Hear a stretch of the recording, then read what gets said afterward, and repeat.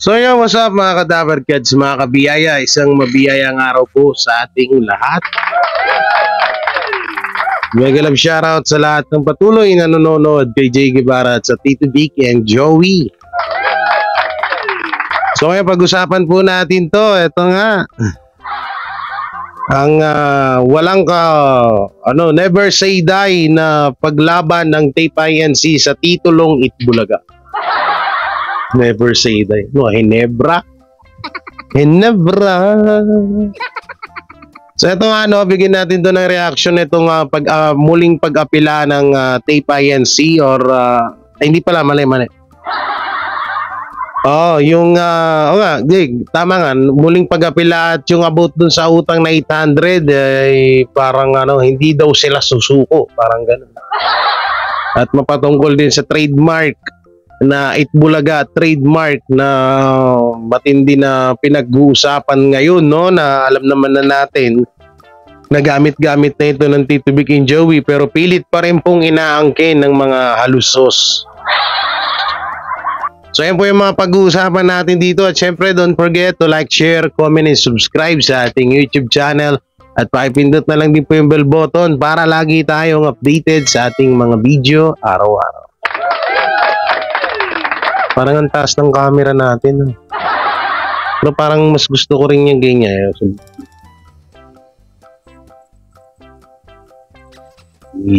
Yun.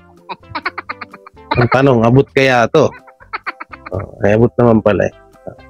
So ito, gamitin natin yung video ni Mark kasi si Mark po yung may source doon sa loob. Yung source ko kasi medyo takot kaya hindi masyadong nagsasalita. Kaya yung search ni Mark medyo matapang-tapang.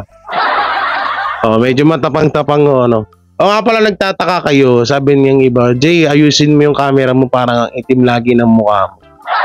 Sa ano po yan? Sa camera. Nilinawagan mo naman.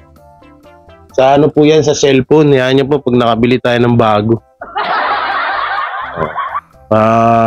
Ano lang natin siya pagtiisan. Kita niyo pa naman ako, di ba?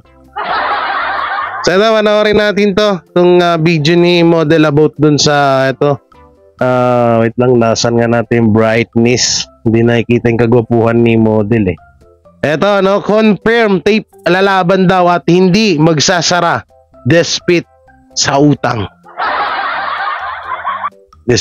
Despite sa utang, okay? Tape, okay? Sa mga bossing doon. So, sabi sa akin, nagkakuntuhan kami, sabi niya sa akin, hindi naman daw magsasara. Okay? So, ito yung ko lang yung mga sinasabi sa akin, So, tinanong kung magsasara ba sila, sabi, nung kausap niya, hindi naman po, lalaban po kami. Ayun yung parang sinabi, lalaban daw itong mga taga-tape, although mahirap, yan. Ang hirap daw. Lalaban sila sa... Naiwanan daw sila ng malaking utang sa GMA. So more or less, medyo may katotohanan talaga. May utang talaga sa GMA. Ay, ibig sabihin totoo. Kung 500 million, kung 700 million, o... So, yung ibig sabihin pala, confirm talaga yung mga nasa panaginip ko. Yung sa APT model, di ba, mamaya ka-chat ko to si model. Model, tanong mga sa APT. Kung nakapagbayad na sila doon sa APT na 3 years na hindi sila nakakapagbayad na upa. Dito naman, wala naman neto po, wala naman ho tayong pakialam dun sa utang ng tape. Mapatungkol sa GMA kasi problema na nila yun Kaya nga, ang kasi dito, parang nasisisi ho yung TBJ. Oo, yung Tito Vic and Joey sa utang nila. Pati si Mr. Tony Tubuera nasisisi na wala naman dapat, hindi naman dapat nadadamay dyan, no? Etong mga ulo pong na balager kasi, balager. Hindi siya vlogger, balager. Yung mga tolonggis na vlogger dyan sa kabila, kung ano yung mga issue na kinakalat. 100, baka dumagdag-dagdag na lang kasama yung mga ibang suppliers. Pero mukhang legit po talaga yung balita na may utang. Pero malaking utang na naiwan sa GMA. Anong naiwan? Pero ang sa GMA, ang pinapalabas po, ito ay naging utang bago umalis yung TVJ. bago umalis yung Tito Vic and Joey last year. Okay? Hindi, kung gano'n naman mga kadabarkads, na kung andun pa nga ang TBJ, nung mga panahon na yun, ay hindi pa rin po kasalanan ng Tito Vic and Joey ang utang na yan. Dahil lang TPINC ang producer at sa kanila nang dumadaan ng pera ang kita ng show. So, wala pa rin talagang tawag dito, wala pa rin talagang kinalaman ng Tito Vic and Joey. Yan, di ba? Kayo na mismo nagsabi, talent lang sila. Okay?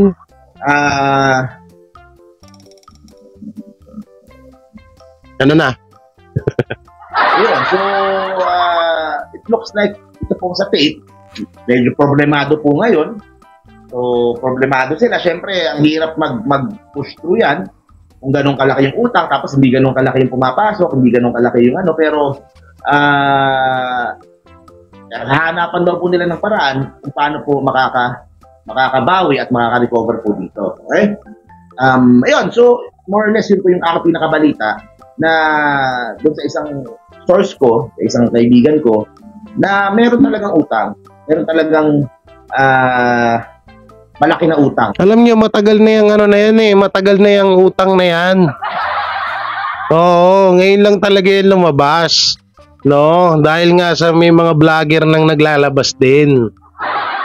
Tagal na yung utang nila na yan. Eh, parang hindi magkakautang-utang eh. Hirap na magsalita eh. Mamaya maging ano tayo, maging katulad tayo kay Nanay Christy Fermin eh. Oo, hindi po nagtatanong ka lang tapos minasama pa. Yung utang na yan, alam nyo kasi, eto eto pa pala, eto, dagdag ko lang, supalpal din to sa mga vlogger ng kabila. Alam nyo kung bakit? O tingnan nyo, sandamakmak pala utang nyo, tapos sasabihin nyo number one kayo sa pinakamaraming sponsor. So, saan napupunta yung pera niyan?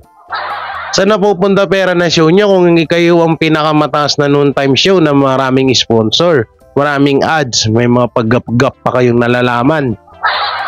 Asan na? Asan na yung mga pinagyayabang nyo? Eh bakit ngayon lumunti-unti nang lumalabas na parang napapahiya ata kayo?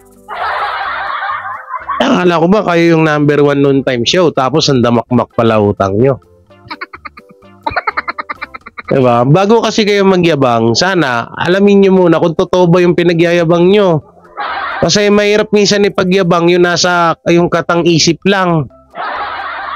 Yung tipong, ay, ang laki ng gap ads namin, ang daming sponsor, ang daming advertisement. Diba? Eh kung marami, sige, okay, pagbibigyan namin kayo. Marami nga kayong advertisement, marami kayong sponsor.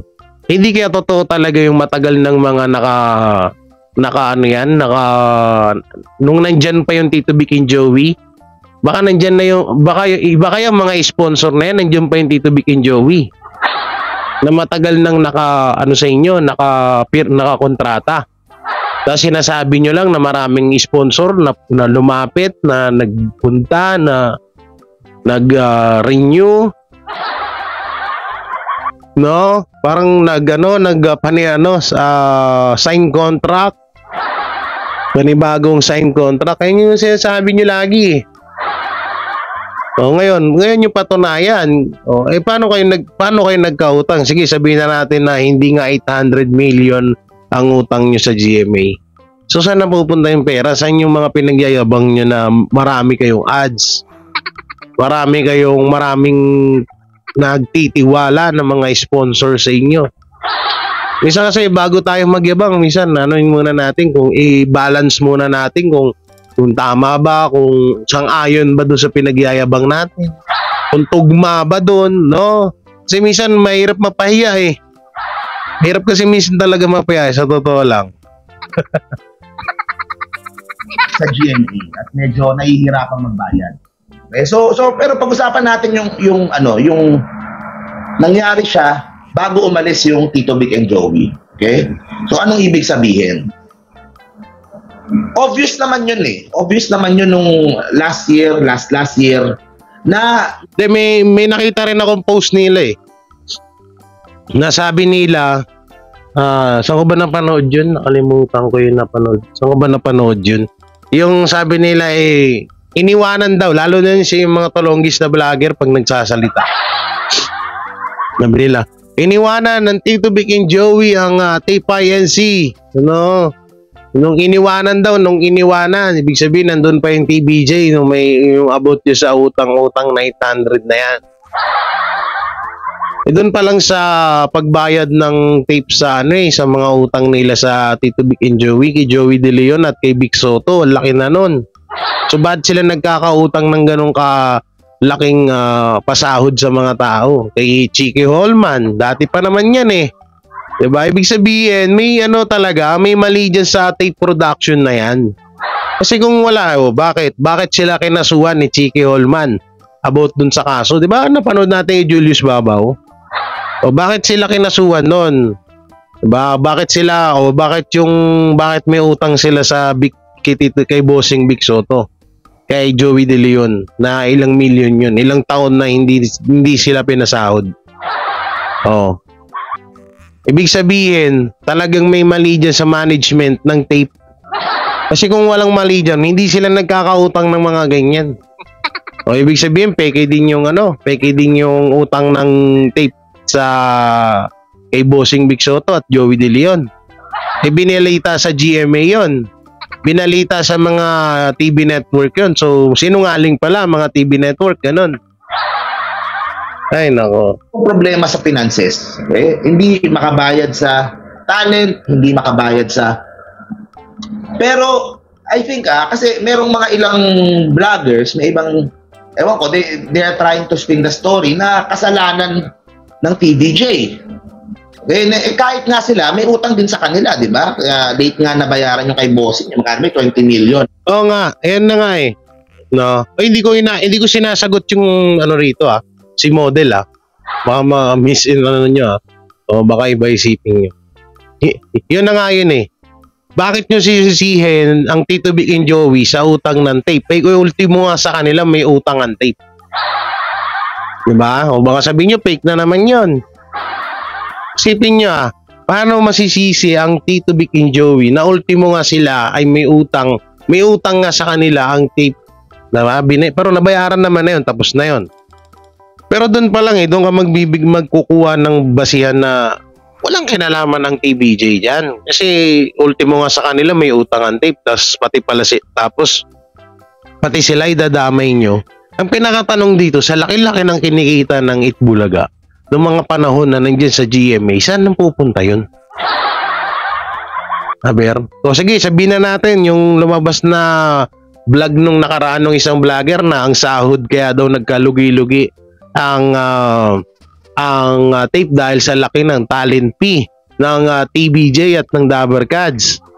So sige, sabihin na natin ang talent fee per month ni Bossing Vic Soto is 1.7 million. O sige, sabihin na natin tigwa 1.7 million sila Bossing Vic, Joey De Leon, and Tito Soto. At siguro mga nasa 1 million lang sila mga nasa 1 million ng mga iba, ng mga Dabber Cats, gano'n. So sa kada buwan, tapos kung ang show ay kikita naman ng halos 5 million per day, hindi bawing-bawi yun.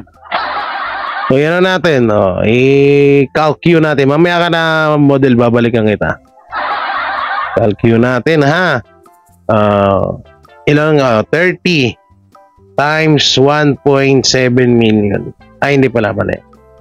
30 times 5. Meron silang 150 million per month. 150 million per month. So, sa 130 million per month, bawasin natin ang 170. Tama ba? Mali. 1 point pala dapat. 1.7 plus tatlo to isa ko na. 1.7 minus 1.7. So sa Tito Vic and Joey na tigwa 1.7 million na talent fee, ay meron pa ring matitira sa kanila na 144 million pesos. Sabihin na natin ang Dabbercats, sila may lahat, 5. 5. Minus 5 ulit. 5 million sa 5 tao sa Dabbercats, sila may ganun. Per month. Eto pa rin, may 1.39 million sila. Minus natin ng upa. Magkano ba upa sa APT Studio? Magkano ba upa? Hindi ko alam eh. Sige, sabihin na natin, 5 million. 5 million. 5 million. Minus 5 million. Meron pa rin silang 134. So dito sa 134 million na to, asan na to? At bakit nagkautang-utang pa sila sa mismong mga host? Bossing yung bakit nagkautang pa sila kay Bossing Vic, kay Joey De Leon, kay Tito, ewan ko, alam ko nga din meron si Tito Soto, pero alam ko kasi bawal. Hindi na lang siya nagsalita or hindi na lang siya naghabol, di ba? Dagdag pa natin yung kay Anjo. Di ba? So, saan na pupunta yan? Tsaka ito pa, may sinabi si Mayor Bully Talusos na stable ang budget ng tape. Yung in-interview siya ni Boy Abunda, tatandaan niyo yun. Sinabi niya doon, pinagyabang niya na stable naman ang budget ng production. So bakit anyari? Okay, tuloy na nga lang natin to. Nabayaran. Diba? So, ang tanong dito, bakit nung nagkakagulo na, hindi nasabi yung ganon, hindi nasabi na yung previous management nag-iwan nga, ang laki ng utang. Diba? Bakit itinago nila yun? At ngayon lang... Yun na nga, alam nyo, eto na nga, mga Dabbercats, kagaya ng sinabi ni Model, bakit hindi nilabas tong issue na to? Bakit ngayon lang to napag-uusapan tong 800 million na iniwan daw ng TBJ sa tape na utang? Bakit nung mga kasagsagan hindi ito nalabas? Kasi nga, wala naman talagang kinalaman ng Tito Vic and Joey dyan sa utang na yan. Kaya lang naman, nadadawit ang TBJ dyan sa utang na yan sa kadahilanan, gustong i-manipulate ng mga kaisipan ng mga Dabbercats, ng mga vlogger doon sa kabila. Minamind conditioning nila, ika nga ni Arn. Oo, para nga naman masisi. Ay, oo nga kasi noong mga panahon na nandun ang TBJ, payang utang na pala yan, ay grabe pala ang TBJ. Yun ang gusto nilang mangyari, na sabihin at isipin ng mga tao laban sa Tito Vic and Joey. Yun lang lumalabas. Kasi ngayon siguro hindi na may tago, baka naniningil na. Text kapatid ko. Ano sabi ng kapatid mo, Tol? Huwag ka maingay daw masyado. Tanong, bakit hindi pa nilabas bakit hindi nilabas nung last year? Nung last year nilalabas na yung mga Ichan Gaming. Nag-file daw yung tape ng registration for Equal Got trademark this in January 2024. Yan. Ano daw ang ilalaban? Tanong ni Clint. Hindi sila susuko daw. Talagang isusulong nila na hindi sila mabankrupt at hindi sila tumigil. So yun yung pinaka sinabi doon sa kaibigan ko. Ang tataka nga ako, bakit nga nung last year, bakit hindi pa in-reveal yun? Maraming in-reveal last year eh. Diba? Yung merong empleyado, pina-advance ng malaki, may mga issue sa pera, may mga... So, yun nga nakukumpirma talaga. Sinasabi ko na ito buong linggo. Nakukumpirma talaga na... Alam nyo, ang nangyayari dito, baka alam nyo, kaya na talaga nagka-problema itong, siguro hindi lang talaga ito sinabi ng TBJ, na kaya sila talaga nagka-problema ng tape dahil sa sandamakmak na utang ng tape INC sa GMA. Oo nga, baka hindi lang talaga binanggit ng TVJ yun eh. Baka talagang iniwasan lang nilang maisabi yun at yung utang na lang nila sa kanila yung nabunyag or inireveal ng Tito Vic and Joey na may utang sa kanila ang tape. Pero siguro alam din ng TVJ na na malaki talaga utang ng tape sa GMA. Kaya nga halos ayaw pakawalan ng GMA ang tape kasi nga syempre pag pinakawalan nila yan para silang naging yan, parang naging thank you yung utang ng tape sa GMA niyan.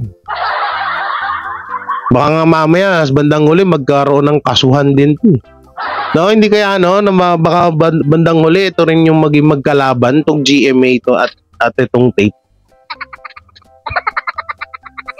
Kasi nakikita ko ngayon parang nagiging na rin nagiging may conflict na sa kanila eh. May may something na eh. Saka ito lang, saan ba nanggaling tong na to? Saan nanggaling tong issue na to about 800k na 800 million na to? Saka laki-laki ng kinikita. Biruin mo 5 million a day ang kinikita ng show. So, sabihin pa natin, sige, sa 100, magkano yung kanina? 150 million? Ikaltas dun yung, yung 10 million dun, para sa staff. Sa lahat. Pati upa ng APT. Diba? 120 million pa rin ang matitira. Pero saan nun? Saan nagmumula yun? So, ibig sabihin, dito papasok yun, yung yung sa panaginip ko, na totoo, parang nagiging totoo na noon pa man ay sa kita ng Itbulaga, kinukuha ng mga lusos ang kanilang mga budget para sa kanilang pagtakbo sa politika. Ito lang po, parang lang naman po, hindi ko naman po pinupush na 100% na ganun nga, Parang napagtatagpi-tagpi lang ho namin. Kasi minsan madalas tayo matulog, managinip. Kasi andun yan sa panaginip ko na sinabi nung staff dati nung bumalik ako sa panahon na hindi na mga 80s ata yun. Na dyan pala kinukuha ng mga lusos yung budget ng ng kanilang pamumulitika sa kita ng Itbulaga na noontime show.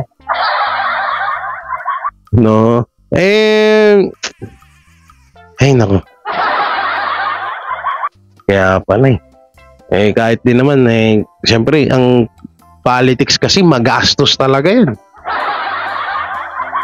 Hindi pa natin alam yung mga iba pa nilang mga pinagbabayaran, mga ginagamitan ng pera, Pero yun nga lang, yun nga, kaya namin ito nire-reactionan kasi nadadama yung pangalan ng Tito Vic and Joey na kesyo sila din daw dapat magbayad niyan. At hindi daw ang tape kayo na mismo nagsabi na talent lang ang Tito Vic and Joey tapos sila pagbabayaran nyo. Ano kaya yun? Ano ba talaga? Paiba-iba kayo ng ang gulo na rin ng mga nyo, paliwanag nyo Oo, paiba-iba kayo ng dahilan. Basta lang meron kayong makuwan dahilan para lang may pang tapal kayo sa kasinungalingan nyo. Itong mga tulonggis ng mga vlogger na to ng tipe, tatawa ko doon yan, ganito yung reaction sabi niya, ganyan pala, ganyan, kasama ang TVJ. Hindi ko na nga lang nire-reaction ng kawawa kasi wala rin nang mapapala sa sagwa pa ng mukha. Yan, ganyan kasama, yan ba ang iniidolo nyo? Sabi, yan ba yung Tito Vic and Joey na yan? Oo, na sobrang gahaman sa pera, sabi. Meron nyo ginawa sa tape. Ang tape ang nagmahal, nagpasikat sa kanila pero iniwanan nila na sandamakmak na utang. Sabi Kaya ako pinapanood ko, sabi ko, umunta nga lang ba? Sabi ko, paano magkakautang ang Tito Vic and Joey dyan? Talent lang yan sila. Hindi naman sa kanila duwadaan yung kita ng Itbulaga dati. Diretso yan sa production, sa Tape INC. Kung may sisisihin man dyan, walang iba kundi ang mga lusos. buong rason talaga dito ay usaping pera. Usaping pera talaga. Lahat ng mga Tama nga yung sinabi ko. changes na gustong gawin, lahat ng mga and naintindihan ko naman kung pera lang talaga yung issue. Kasi lahat naman ng negosyo dumadaan sa panahon na maliit ang pera. Dumadaan sa panahon na problemado sa pera. Diba? Kung ano man dahilan yan, baka naman nakukuha yung pera. Baka nagagamit sa ibang dahilan. Kung sa politika man yan o kung saan man. Diba? Kasi si model na nagsabi baka daw nagagamit ang pera sa politika. Kasi hindi naman lingid sa kaalaman ng lahat na ilang beses tumakbo si Senior Alusos sa pagiging gobernador ba? Tama ba ako? Paki-comment nga dyan. No? Na nakailang terms yun, nakatatlo ata, partida, nakakulong pa yun So, una-una, saan kukuha ang mga Alusos ng pera kung nakakulong yung si Senior Alusos, di ba? Eh di wala, di sa sa Itbulaga, saan pa ba? Yan yung pinaka-main nila main salary consume? Tama ba? Yan yung kung saan yan ang palabigasan nila, yung Itbulaga na yan. Kaya nga hanggang ngayon nahabol-habol nila yun dahil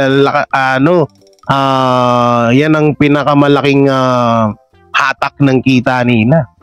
Yan ang pinakamalaking source nila, pinakamalaking bigasan nila para sa mga pangangailangan ng bawat pamilya nila. Eh ngayon, wala na sa kanila at nasa Tito Vic and Joey na, so sorry na lang. 22 election year yan, dapat malaki kinita Diba? So, anong nangyari doon sa kinita nung sa eleksyon? Bakit pati si model nagtatanong na din. Umabot sa ganung kalaki yung utang, mga nasa 500 million yata yung utang sa GMA, bakit hindi nababayaran? So, syempre, pag titingnan mo, ang pinaka-responsable talaga dyan, hindi naman yung mga talent hindi naman yung TVJ, may utang din nga sa kanila, ang pinaka-responsable talaga, yung management. Yung namumuno talaga. And, ayun nga saan makapag-guest na si Willie Rebillame sa therapy? Ayan, Francis Erica Valle. Dapat si TVJ mismo magsasabi niyan. Hindi din naman posibleng hindi din naman alam ng TVJ. Hindi na kailangan magsalita ang TVJ mapatungkol diyan. Wala silang kinalaman diyan. Walang kinalaman diyan mga kadabarkads ng Tito Vic and Joey. Diyan sa utang ng tape na yan. Wait lang, atching lang. Kasi yan yung mga bagay na ang nakakaalam niyan, management. Kung kunwento ng management sa TVJ, doon lang malalaman ng TVJ. Wala din baka nga alam ng Tito Vic and Joey lang yan, hindi lang sila nagsasalita Baka tingin ko matagal na nang alam ng TVJ yan, hindi lang sila nagsasalita talaga. Alam na yan, posibleng di alam Tito Vic. Dating magkaisang bituka din yung mga yan Dating magtotropa din yung mga yan. So syempre si Mr. Tony Tubera pa, di ba? Alam niya yan, kaso nga lang dahil nga pinapairal ng Tito Vic and Joey yung respeto na kataga, kaya hindi nila yan sinabi, kaya hindi nila yan nilabas. Tsaka hindi naman na nila yan hindi na naman na nila yan sakop, no? Ang napag-usapan lang yung about sa utang sa kanila, yun lang. Pero alam na nila yan at hindi na lang din nila yan nilabas sa kadahilanan, siyempre yung respeto pa rin, di ba? Respeto nila sa tape kahit na winawalang niya sila. Yun. Tsaka ano pa yan kanina? Sabi ni, wait lang, balik natin konti. Alam ng TVJ. Kasi yan yung mga bagay na ang nakakaalam niyan, management. Kung kunwento ng management sa TVJ, doon lang malalaman ng TVJ. Wala din silang nabanggit na kahit ano. So management yung parang masyadong malaking issue siya para hindi lumabas last year Doon ako nagtataka. Bakit? Baka tinago lang talaga to tapos hanggang sa ngayon lumabas na lang din ng kusa. Tsaka ano na rin medyo malala, alam nyo, wala namang baho na hindi nalalaman. Wala namang sikreto na hindi na bubunyag, di ba? Kaya yung mga ganyan, talaga mabubunyag at malay nyo, pakanaya ng pakana ng GMA din yan. Malay nyo, pakana ng GMA yan para lumabas yan, para ma-trigger etong tape INC na mabayaran na sila. Yun, pwedeng mangyari din yung ganun. Na pakana ito ng GMA, ganito, mag-uutos lang sa isang sa isang pages. Kung sakali lang naman hindi to 100% ha. Kung sakali lang naman, ilabas mo nga itong issue. Malamang sa malamang, makikita ng mga vlogger yan. Mapag-uusapan yan. Paglabas ng isyong ganon, eto na, sunod-sunod na hanggang ngayon. Hanggang sa natitrigger na itong tape na, paano nakalabas yun? Ito, parang di tayo mapaya, bayaran na lang natin to. Kaya benta natin si Paulo.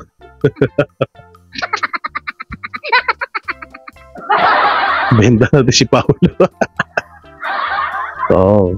Ngayon din, nahalata ako din sa show nila Parang sila na nga lang yung naglalaro. Yung G sa Gedlin na lang yung nagbibigay sila ng tulong Pero kung mapapansin nyo, wala na rin. Sila na lang yung naglalaro para less prices nga naman. Less price nga naman, less money. Hindi siya isa sa mga nasabi sa mga issues last year. Nung nagpapa-interview na yung mga alusos, diba? Hindi nila nabanggit So siguro, siguro nakakahiya siguro na may ganong kalaking utang. Pero, yung nga paano aabot sa ganong kalaking utang At yung GMA, bakit pinapayagan ng GMA na umabot na ganong kalaki yung utang nila na wala man lang, 'di ba? So baka nga ang nangyari diyan, napangakuan nga ng tape itong GMA. Kaya nga yung maraming naging against dun sa sinabi ko sa vlog ko na hindi kaya isa rin ng GMA na gustong makuha ang trademark na Itbulaga para may sarili na silang noontime show. Hindi kaya yung trademark na Itbulaga na yan yung ipangbabayad ng tape para maubos na yung utang nila. Kasi kung halimbawa man na diba? Ay nako, hirap na magsalita Pwede kasing ganun mangyari dyan na yung trademark na Itbulaga na yan ayun yung ipangbabayad ng tape sa kanilang utang sa GMA. Tapos itong GMA magkakaroon na siya ng sarili nilang noontime show na hindi na sila matatakot na kung kay tape ba yan, kay TVJ ba yan, ito sa amin na to kasi bayad namin to. Diba ngayon na unti-unti na natin. Alam ko medyo malabo yun na under ng pero pwedeng under rin ng GMA ang tape na yan. Sila yung boss dyan Sino ba ang tape? Nangungupahan lang naman, naiki-block timer lang naman sa kanila yan. Tama ba? Block timer ba tawag doon? Yung tataka yung paano kautang ng gano'n? Ibig sabihin, tama nga yung mga sinabi ng Tito Vic and Joey na hindi pala, ito mali. Diba? Ito ang unang sinabi ng mga ulusos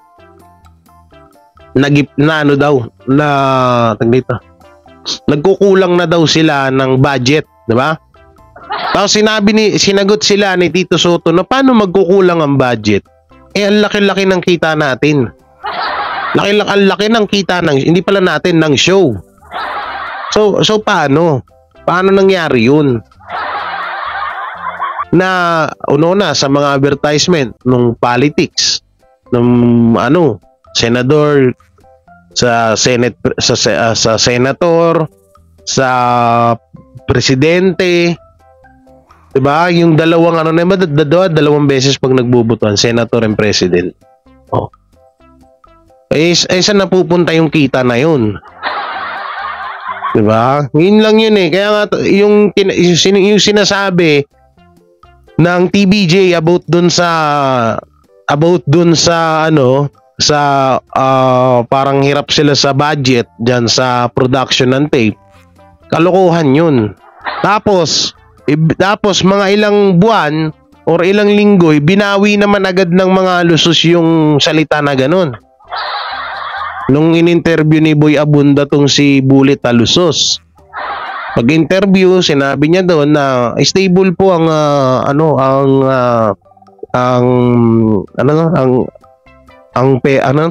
budget. Wala pong problema sa budget. Tapos ngayon nagkautang. Kasi ang gulo din ng statement nila So salamat Model of Maynila. So kaya mga Dabarkads, anong masasabi nyo rito sa topic na to? No, ito kaya ako to ginawa ng reaction kasi gusto kong itama yung mga hinala or mga pinapakalat na issue laban sa Tito Vic and Joey na sila dapat ang magbayad ng 800 million na yan sa GMA. Na talent lang sila pagbabayaran nyo. So yun na, hanggang dito na lang yung ating video na may kukomento nyo sa napanood natin at sa na-topic natin ngayon. I-comment nyo lang po dyan sa baba. At syempre, don't forget to like, share, comment, and subscribe sa ating YouTube channel at pakipindot na lang din po yung bell button para lagi tayong updated sa ating mga video araw-araw. At pakisuportahan na rin po ang aking second channel, Jay Guevara Official. Bali, uploadan po natin na iba't ibang mga viral topic, hot topic, trending or viral issue dito sa Pilipinas. So yun, mega love shoutout sa inyo lahat dyan. Hindi ko na kayo may isa-isa. So hanggang sa muli, ingat po kayo palagi. God bless and peace and bye-bye. Sila ang TBJ Defenders. Pagtatanggol ang katotohanan sa mga bashers. Tunay ang kanilang dala, katotohanan talaga. Ano mang sabihin nyo ay di yan sa kanila uubra. Mga salita nyo na di katotohanan. Sila ang patunay na merong katotohanan. Wala silang kinatatakutan, basta nasa tama kanilang paglalaban. Ang TBJ ay kanilang susuportahan. Sila ang defenders na laging nasa likuran. Jay Guevara, Jake Magnus, Chris Ulo, Tita Messi, sila ang nandyan